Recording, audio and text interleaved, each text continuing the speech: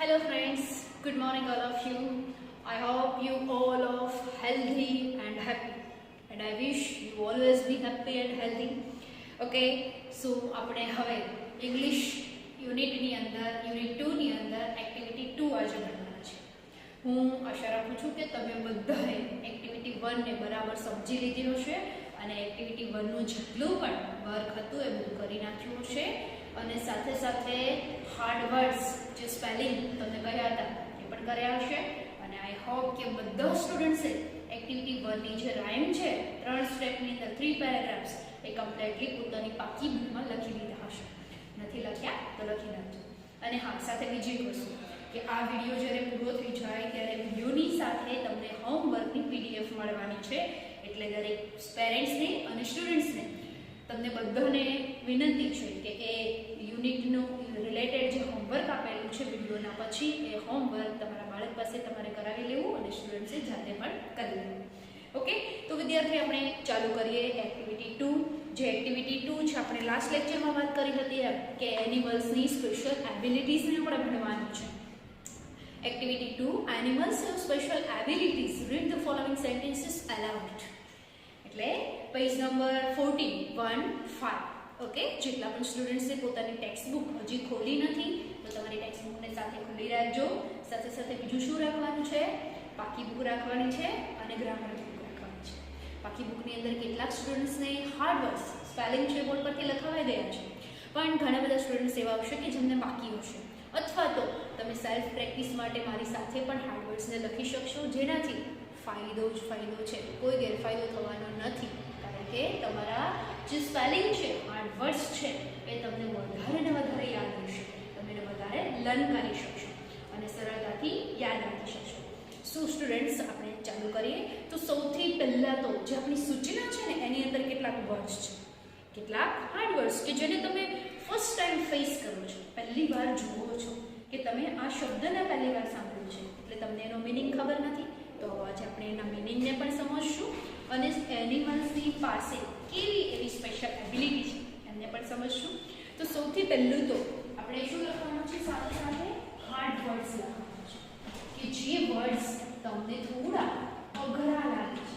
અઘરા છે નહીં, પણ તમે એને પહેલી વાર જુઓ છો એટલા માટે આપણને સ્પેલિંગ કેવા લાગે છે? અઘરા લાગે છે. રિયલમાં અઘરા નથી, એકદમ સિમ્પલ એન્ડ સ્વીટ છે. જો તમે એને પોઝિટિવલી જોશો તો તમને કંઈ જરૂર લાગશે નહીં. સૌથી પહેલાં આપણી સૂચનાની અંદર છે એનિમલ્સ હેવ સ્પેશિયલ એબિલિટીઝ. તો સૌથી પહેલાં તો સ્પેશિયલ વર્ડ. સ્પેશિયલ એટલે કંઈક ખાસ થાય. જેમ કે તમે તમારા પેરેન્ટ્સ માટે સ્પેશિયલ છો ને? સ્પેશિયલ, યસ, એવી રીતે સ્પેશિયલ એટલે થોડું ખાસ.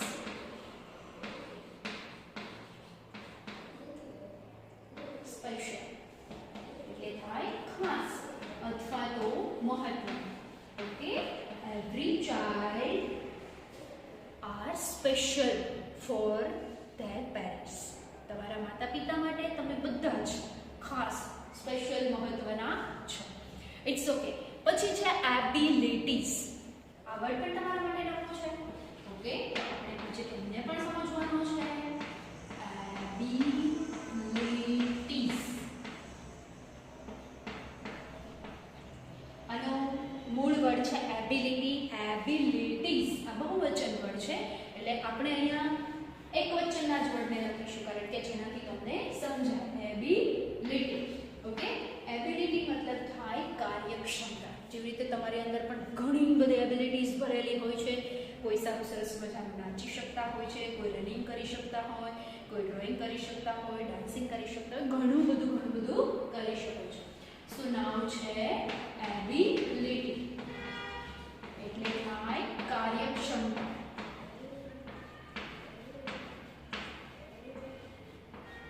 ઓકે, આઈ નો બોર્ડ થોડો અવાજ કરે છે બટ એને થોડુંક સહન કરી લેજો. It's okay.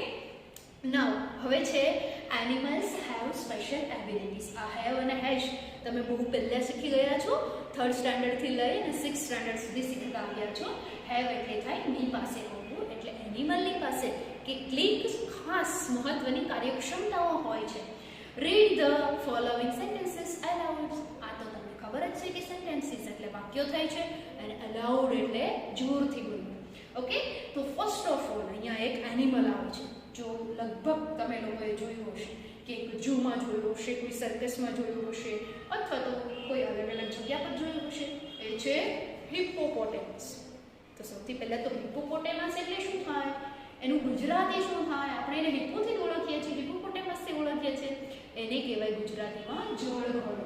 તો હિપ્પોપોટેમસનું સ્પેલિંગ પણ તમારા માટે પહેલી વખત આવ્યું છે, તો આપણે એને પણ લખી લઈએ. હિપ્પોપોટેમસ એટલે થાય જળઘોડો. આ સ્પેલિંગની અંદર કેટલા પી આવે છે? 3 વખત પી આવે છે. આવે છે ને? પોટેમસ એટલે થાય જળઘોડો. ઓકે, તો સૌથી પહેલા જળઘોડાની શું સ્પેશિયલ એબિલિટી છે આવું જોઈએ આપણે. A hippopotamus can run faster than man. આલો લે, આવું તમે સાંભળ્યું હતું કે હિપ્પોપોટેમસ છે એ માણસ કરતાં વધારે ઝડપથી દોડી શકે છે. ફાસ્ટર એટલે શું થશે? ઝડપીથી, વધારે ઝડપી. આ તમારે 7th સ્ટાન્ડર્ડની અંદર ડિગ્રી ભણવાની આવશે ત્યારે તમારું બધું આવી જશે, પણ ત્યારની વાત આપણે ત્યારે છોડીએ. અત્યારે તો ફાસ્ટ એટલે તમને ખબર છે ખૂબ ઝડપી થાય, રન એટલે દોડવું થાય, કેન એટલે કરી શકવું થાય. તમને બધાને ખબર હશે, તમે બધા કેટલીક ગેમ જુઓ છો, Olympic game, cricket, volleyball, football, badminton, આ બધી કોમ્પિટિશન્સ જે નેશનલ ઇન્ટરનેશનલ લેવલ પર થતી, અને બધાને જુઓ છો ને, એક માણસની વધારેમાં વધારે દોડવાની ક્ષમતા કેટલી? તો તમને બધાને ખબર છે, ઉસેન બોલ્ટ નામનો છે ખેલાડી છે, રનર છે, જે દોડવીર છે, એણે પોતાની 100 મીટરની રેસ કેટલા ટાઈમમાં પૂરી કરી હતી? ઘણા બધા સ્ટુડન્ટ્સને ખબર છે, 6.69 સેકન્ડની અંદર. બરાબર? માત્ર આપણે કેટલા ગણવાના? આપણે 7 ગણીએ. ચલો, કેટલો ટાઈમ લાગે છે? 1 2 3 4 5 6 7. કેટલો ટાઈમ લાગ્યો? Just 7 second. બસ આ 7 સેકન્ડમાં પણ કેટલો ટાઈમ ઓછો, એટલા સમયની અંદર એક માણસ 100 મીટરની રેસને દોડી ગયો. તો આ એક માણસની એવરેજ ઝડપ થઈ. એવરેજ તો નહીં કહેવાય, પણ મેક્સિમમ ઝડપ થઈ. તો આ હિપ્પોપોટેમસ છે ને, એ આ માણસની જે મેક્સિમમ દોડવાની ઝડપ છે ને, એના કરતાં પણ વધારે ઝડપથી દોડી શકે છે. આ હિપ્પોપોટેમસની એક સ્પેશિયલ એબિલિટી છે. ઓકે, હવે એના પછી બીજો એનિમલ આવે છે, એ છે a rat can last longer without water than a camel. તો રેટ એટલે તો ઉંદર, તો ખબર છે બધાને, છે ને ખબર? Okay, very good, good students. તો આપણે લખીએ કેમલનો સ્પેલિંગ CAMEL. કેમલ એટલે શું થાય છે? ઊંટ થાય છે. તમે લોકોએ લગભગ કેમલ કાર્ટ જોયું હશે, બરાબર? જે ઊંટ ગાડી છે કે જોઈએ તો ઊંટ સવાર કરીને પાછળ એક નાનું કાર્ટ જોડેલું હોય. ઓકે, તો આ કેમલ કાર્ટ જે છે એની અંદર જે કેમલ આવે છે, એ કેમલ પાણી વગર રહી શકતો હશે તો જ રેટની સરખામણી કરી હોય ને. ઓકે, આ લેસનમાં જે શીપ કેન વોક લેસન છે ને આપણો, આ લેસનમાં આપણે કેમલની ઘણી બધી એબિલિટી વિશે ભણવાનું છે. અહીંયા તો એનિમલની એક એબિલિટી આપી છે ને, પણ કેમલ એવું એનિમલ છે કે જેની ઘણી બધી એબિલિટી છે, અને આ બધી એબિલિટી વિશે આપણે આ યુનિટની મેઇન જે એક્ટિવિટી છે એની અંદર ભણવાનું છે. પણ અત્યારે આપણને અહીંયા એક વસ્તુ આપી છે કે રેટ એટલે જે નાનકડો ઉંદર છે, એ જેમ કેમલ પાણી વગર રહી શકે છે, કેમલ છે એ 1 વીક સુધી પાણી વગર રહી શકે છે, તો ઉંદર છે એના કરતાં પણ વધારે સમય સુધી પાણી વગર રહી શકે છે. આપણને સૌને ખબર છે કે આપણને આખો દિવસ પણ પાણી વગર ચાલે ના ચાલે, ગળું સુકાવા લાગે, અને બીજું શું થવા લાગે? ઘણી બધી તકલીફ થાય. આપણા શરીરની અંદર જો પાણી ના હોય તો વિચારો જઈ, ઘણી બધી તકલીફ થાય છે, બહુ બધી થાય છે. વિચારજો ક્યારેક નિરાતે કે તમે પાણી નહીં પીવો તો શું થાય? જમ્યા વગર એકાદો ટાઈમ ચલાવી લેશો, પણ પાણી વગર ચલાવી શકાતું નથી, ગળું સુકાવા લાગે છે. અને શરીરમાં જો પાણી ઘટી જાય તો ઘણી બધી નુકસાની થાય છે. એટલે મેક્સિમમ પાણી પીવાનું ઘટવા દેવાનું નહીં. આપણે ઉંદર પણ નથી અને કેમલ પણ નથી, એટલે આપણે કંઈ લોંગ ટાઈમ રહી શકવાના નથી. ઓકે, તો આની અંદર શું છે? કેમલ છે એ પાણી વગર 8 દિવસ રહી શકે છે, પણ ઉંદર છે એના કરતાં પણ વધારે પાણી વગર રહી શકે છે. એટલે આ રેટની એક સ્પેશિયલ એબિલિટી થઈ છે. હવે એના પછી છે ધ સાઇબેરિયન ટાઈગર. આ સાઇબેરિયન ટાઈગર એક સાઇબેરિયન વાઘ છે. Is the largest cat in the world. Largest એટલે શું થાય? સૌથી મોટું. લાર્જેસ્ટ એટલે થાય સૌથી મોટું.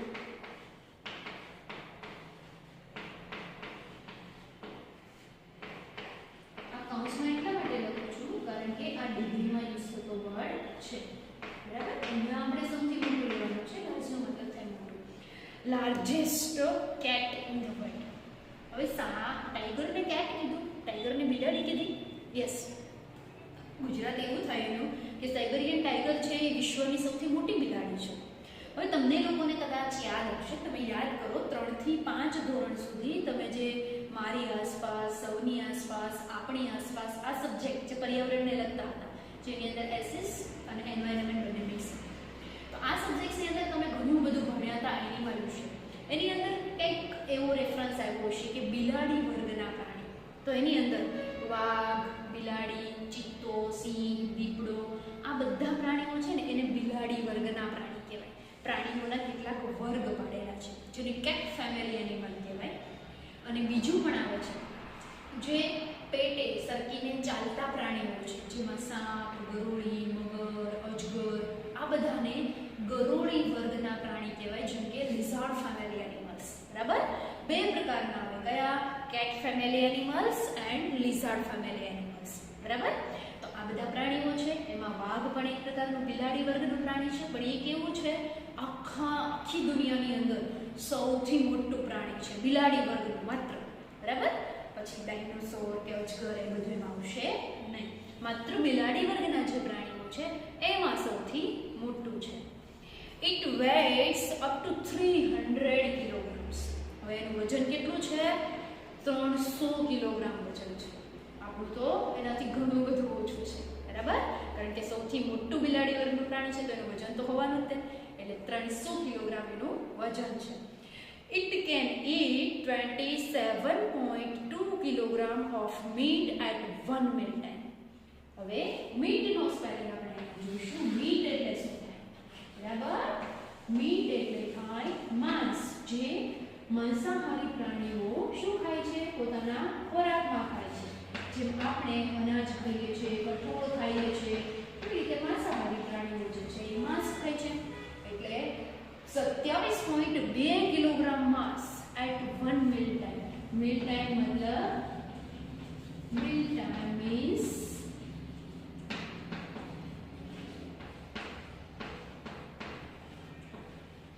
ભોજનનો સમય. જેવી રીતે આપણે સવારનો સમય છે, બપોરનો સમય છે, એ એક ટાઈમનું ભોજન ખાઈએ છીએ, એવી રીતે એક ભોજનના સમયમાં આ સાઇબેરિયન ટાઈગર છે એ 27.2 કિલોગ્રામ માંસ એક સાથે ખાઈ જાય છે. જેમ કે આપણે લોકો 1 રોટલી, 2 રોટલી, 3 રોટલી, 4 રોટલી જેવી જેની કેપેસિટી જેમ એક સાથે ખાઈ શકો છો ને, એવી રીતે આ ટાઈગર જે છે સાઇબેરિયન ટાઈગર એ એક સાથે 27.2 કિલોગ્રામ જેટલું ભોજન એનું જે છે માંસ એ ખાઈ જાય છે. તો આ એની સ્પેશિયલ એબિલિટી છે, જે ખાવામાં એની સ્પેશિયલ એબિલિટી છે, અને પ્લસમાં એનું વજન વધારે છે, પ્લસમાં સૌથી મોટી કેટ વર્લ્ડનું, કેટ ફેમિલીનું એનિમલ છે. ઓકે, એના પછી આવ્યો છે crocodile. Okay, crocodile can not move its tongue and can't check. Crocodile એટલે શું થાય છે? મગર. ક્રોકોડાઇલ એટલે મગર, પણ ક્રોકોડાઇલનું સ્પેલિંગ યાદ રહેતો નથી, એટલે તમારે શું કરવાનું છે? એને લર્ન કરવાનો છે. બરાબર? ક્રોકોડાઇલ એટલે થાય મગર. ઘણા બધા લોકોએ ક્રોકોડાઇલને જોયો હશે, પાણીમાં પણ તમે જુઓ ક્રોકોડાઇલને, અને જમીન પર પણ જોયો હશે. ક્રોકોડાઇલ છે બંને પર રહી શકે છે. ઓકે, તો સૌથી પહેલા છે ક્રોકોડાઇલ. ક્રોકોડાઇલ એટલે થશે મગર. Okay, sorry I did mistake. It's okay. So crocodile cannot move its tongue. આ ટંગ એટલે શું? એ તમે સેકન્ડ સ્ટાન્ડર્ડમાં ભણી ગયા છો જ્યારે બોડી પાર્ટ ભણ્યા હતા ત્યારે. ટંગ એટલે થશે જીભ. ઓકે, તો ક્રોકોડાઇલ છે એ પોતાની ટંગ, જીભને હલાવી શકતો નથી. સો નેક્સ્ટ વર્ડ છે મૂવ. મૂવ એટલે થશે હલાવવું અથવા તો હલનચલન કરવું. પોતાની જીભને ક્યારેય હલાવી શકતો નથી. આ શું છે? એની એબિલિટી છે. તો હવે વિચારો તમે માત્ર જસ્ટ એવું ઇમેજિન કરો કે માણસ પોતાની જીભને હલાવી ના શકતો હોય તો બોલી જ ના શકાય ને. તમે બોલી ના શકો, ખાઈ ના શકો, કોઈ બી એક્ટિવિટી ના કરી શકો. કારણ કે જ્યારે તમે વિચારજો, તમે બોલો છો ત્યારે તમારી જીભની મૂવમેન્ટ થાય છે, તમે જ્યારે ખાઓ છો ત્યારે જીભની મૂવમેન્ટ થાય છે, પાણી પીવો છો તો પણ જીભ એક પ્રકારે વર્ક કરે છે, બરાબર?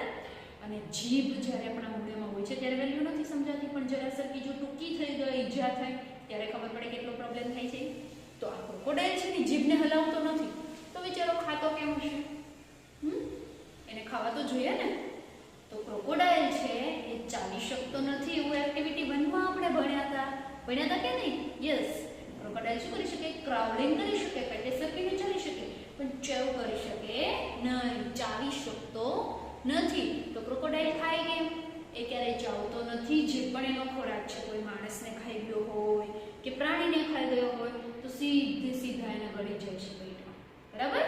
પછી એના શરીરની રચના ભગવાને એવી સરસ બનાવી છે કે ખોરાક જે પણ કહે છે એ પચી જાય, બરાબર? તો ક્રોકોડાઇલ છે એ જીભને નથી હલાવી શકતો અને બીજું એ પોતાના ખોરાકને ગળી જાય છે. It's okay. તો આ ક્રોકોડાઇલની એબિલિટી હતી. હવે એના પછી છે નાનકડી અમથી કીડી, જે આપણે બધાએ જોઈ છે. The ant can lift 50 times its own weight. શું છે? એન્ટ. એન્ટ એટલે તો કીડી થાય, બધાને ખબર છે. લિફ્ટ એટલે શું થાય? ઊંચકવું થાય. હવે એક્ટિવિટીમાં ભણે છે કે નહીં? કોણ લિફ્ટિંગ કરી શકે છે? યસ, એલિફન્ટ લિફ્ટિંગ કરી શકે છે. ઓકે. લિફ્ટ એટલે થાય ઊંચકવું. આપણને એવું થતું હશે કે ભાઈ ઊંચકી તો આપણે પણ શકીએ છીએ. રોજ મારી સ્કૂલ બેગ આટલી મોટી વજનવાળી ઊંચકીને સ્કૂલે આવીએ છીએ. યસ.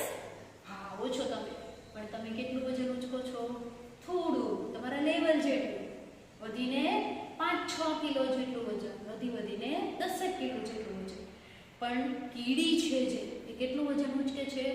એનું પોતાનું જે વજન છે એને ગુણ્યા 50, એટલે એના વજન કરતાં 50 ગણું વજન વધારે ઊંચકી શકે છે. સપોઝ કે કીડીનું વજન 2 ગ્રામ છે, બરાબર? તો એને ગુણ્યા કેટલા કરવાના? 50. 50 કેટલા ગ્રામ? તો કીડી કેટલું વજન ઊંચકી શકે છે? 100 ગ્રામ. હવે તમે વિચારો, તમારું 40 કિલો વજન છે, એને ગુણ્યા 50 કરો જોઈએ. 200 કિલો વજન ઊંચકાય આપણાથી? નથી, ક્યારેય ન કરી શકીએ આપણે. પણ કીડીને ભગવાને આવી સ્પેશિયલ એબિલિટી આપી છે. અને તમે ઘણી વખત એક્સપિરિયન્સ પણ કર્યો હશે કે સાપ છે અથવા તો કોઈ બીજું જીવજંતુ છે જે મરી ગયું હોય તો કીડીઓ બધી ભેગી થઈને ઊંચકીને લઈ જતી હોય છે. હા, એની અંદર સ્પેશિયલ એબિલિટી છે કે તે ઘણો બધો વજન ઊંચકી શકે છે. ઘણો બધો એટલે પોતાના વજન કરતાં 50 ગણો વધારે વજન, બરાબર? એટલે કીડીની અંદર એક સ્પેશિયલ એબિલિટી છે. Next, the fastest mammal, dolphin, can swim up to 56 kilometers per hour. Dolphin નામ સાંભળ્યું છે ને બધાએ? ડોલ્ફિન, બરાબર? હવે ડોલ્ફિન છે એક મેમલ છે.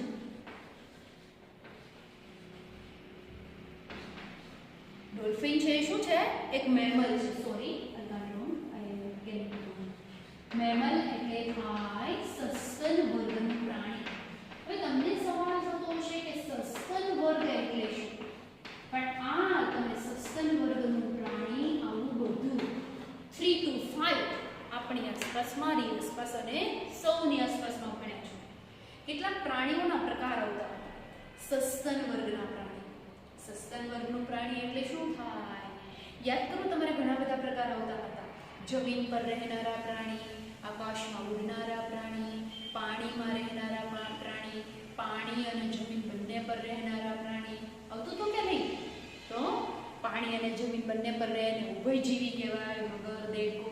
આકાશમાં ઉડે ને ખેચર કહેવાય, જમીન ઉપર રહે ને ભૂચર કહેવાય, ને જળમાં રહે ને જળચર કહેવાય, બરાબર? આની સાથે સાથે ઘણા બધા પ્રકાર આવતા હતા. સસ્તન વર્ગનું પ્રાણી. સસ્તન વર્ગનું પ્રાણી એટલે જે પ્રાણી બચ્ચાને જન્મ આપે છે અને જે પ્રાણીઓને આંચળ હોય છે, આ બધા પ્રાણીઓને સસ્તન વર્ગના પ્રાણીઓ કહેવામાં આવે છે. અને બીજા છે ઈંડા મૂકનારા પ્રાણી કે પક્ષીઓ, બરાબર. તો ઈંડા કોણ મૂકે એના માટે તમને એક સરસ મજાની ટેગલાઈન આપેલી હતી કે જેના કાને મીંડા તે મૂકે ઈંડા, બરાબર. પક્ષીઓને તમે જોજો એના જે કાન છે એ કાન હોય છે, પણ આપણા જેમ કાન બહાર દેખાય છે ને, બહાર દેખાતા હોતા નથી. એટલે તો પક્ષીઓને આંખમાં નંબર નથી આવતા, ચશ્મા નથી પહેરતા, બરાબર ને. ઓકે, તો પક્ષીઓના બધાના કાને મીંડા હોય છે એટલે ઈંડા મૂકે છે, બરાબર. તો આ બધું તમે 3 to 5 માં ભણી ગયા છો. બધા પ્રાણીઓના વર્ગ ભણ્યા છો, તમારે વર્ગીકરણ આપવું, બરાબર. તો એમાંનું જે પ્રાણી એટલે મેમલ્સ એટલે સસ્તન વર્ગનું પ્રાણી. તો ડોલ્ફિન જે છે એ સસ્તન વર્ગનું પ્રાણી છે, પણ કેવું છે તો કે સૌથી વધારે ઝડપથી તરનારું સસ્તન વર્ગનું પ્રાણી છે. એક તો સસ્તન વર્ગનું પ્રાણી છે, જળચર છે, ને બીજું તરી શકે છે. જળચર છે એટલે તરવાનું તો છે જ તે, બરાબર. એની ઝડપ કેટલી છે તો કે 1 કલાકમાં 56 કિલોમીટરનું અંતર કાપી લે છે, બરાબર. આપણે ગાડી તેજ ચલાવીએ અને અંતર કાપી શકાય કે નહીં, એવી રીતે આ ડોલ્ફિન જે છે એ 1 કલાકમાં 56 કિલોમીટરનું અંતર કાપી નાખે છે. એટલી તેજ રફતારથી પોતે તરી શકે છે. Next, a giraffe can clean its ears with its 21-inch long tongue. લો બોલો, જીરાફ આટલું ઊંચું હોય, લાંબુ હોય એવી તો આપણને ખબર હતી, પણ જીરાફની જીભ પણ આટલી બધી લાંબી હશે ખબર નહોતી. તો અહીંયા મને જીરાફને એબિલિટી આપી છે કે જીરાફ શું કરી શકે છે. જીરાફને કેટલી લાંબી જીભ હોય છે? 21 ઇંચ લાંબી જીભ. વિચારો આપણી જીભ કેટલી લાંબી છે, માપી છે ક્યારે કોઈ? ઓકે, લેક્ચર પતી ને પછી માપી લેજો, બરાબર. ઓકે, વધીને 3, 3.5, 4 ઇંચ જેટલી લાંબી થશે આપણી જીભ માણસની. વિચારો જીરાફની જીભ કેટલા ઇંચ લાંબી છે? 21 ઇંચ લાંબી છે. તો એની 21 ઇંચ લાંબી જીભ છે એટલે એનાથી શું કરે? જીભ બહાર કાઢીને એનો કાન સાફ કરે. એનો કાન સાફ કરવા માટે બીજા કોઈ એના પગ કે એનો ઉપયોગ કરતો નથી. જીભ મોઢામાંથી બહાર કાઢીને આ બાજુ સાફ કરી, આ બાજુ સાફ કરી, બરાબર. વિચારો કેવું લાગતું હશે માણસને આટલી લાંબી જીભ હોત તો શું કરે?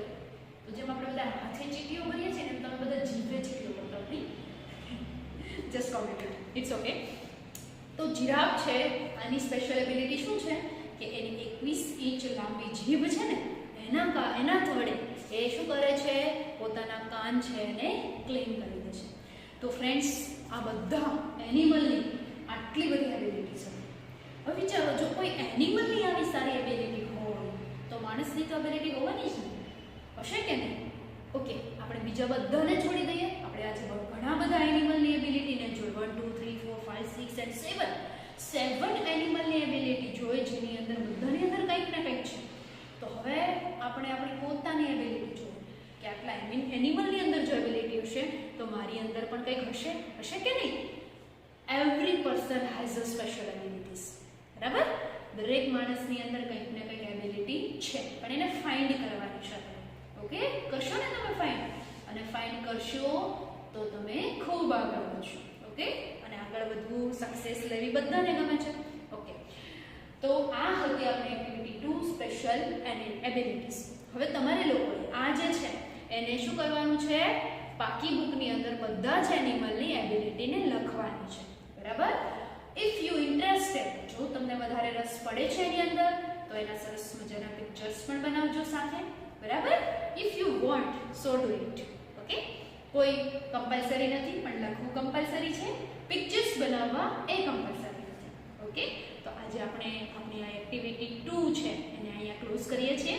હવે નેક્સ્ટ 3 and 4 ને ભણીશું, અને સાથે સાથે આની સાથે તમને સ્પેલિંગની PDF અને હોમવર્ક પણ મળી જશે, જે દરેકે કમ્પલસરી કરવાનો છે.